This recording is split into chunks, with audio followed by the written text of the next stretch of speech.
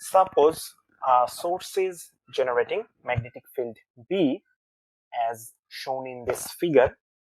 This is the source. The magnetic field is in negative k direction.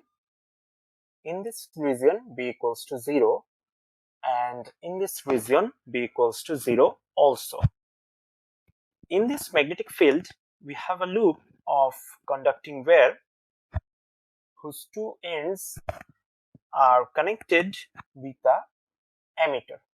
Suppose there is no current in this loop, so the ammeter gives 0 reading.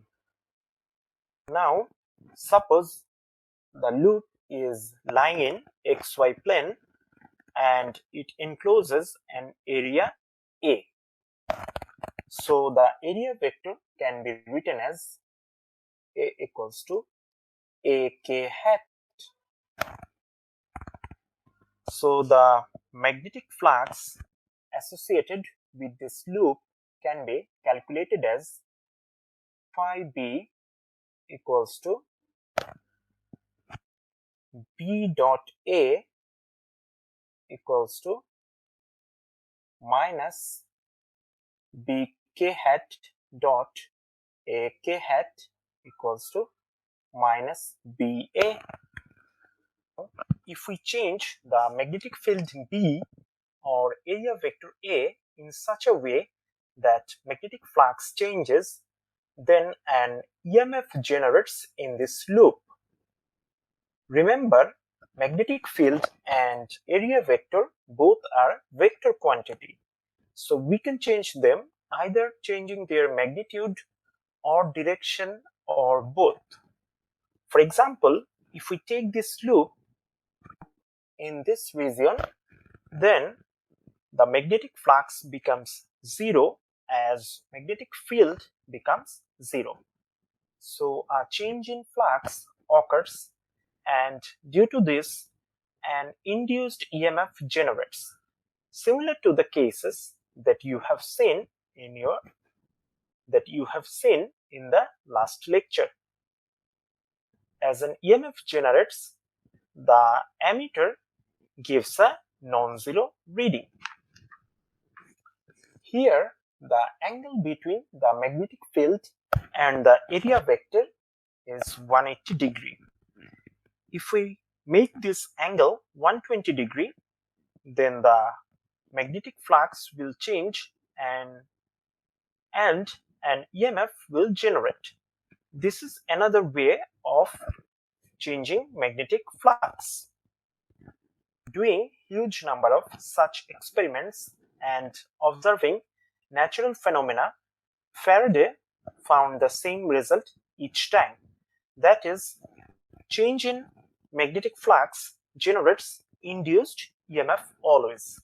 Mathematically, this result is expressed as E equals to minus d phi B by dt, where E denotes induced EMF and d dt of phi B denotes the instantaneous change in magnetic flux with respect to time.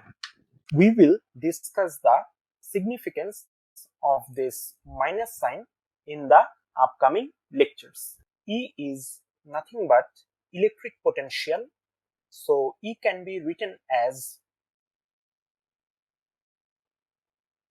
integral of electric field around a loop C prime, where C prime denotes this loop. Then equation 1 can be written as integral of electric field around the loop C prime equals to minus d dt of phi B.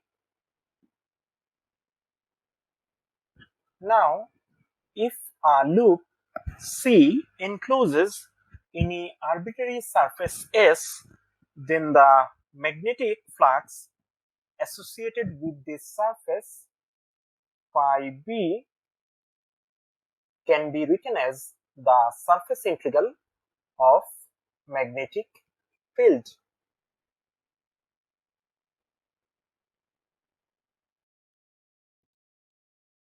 And then equation 3 can be written as integral of electric field around the loop C equals to minus ddt of surface integral of magnetic field B.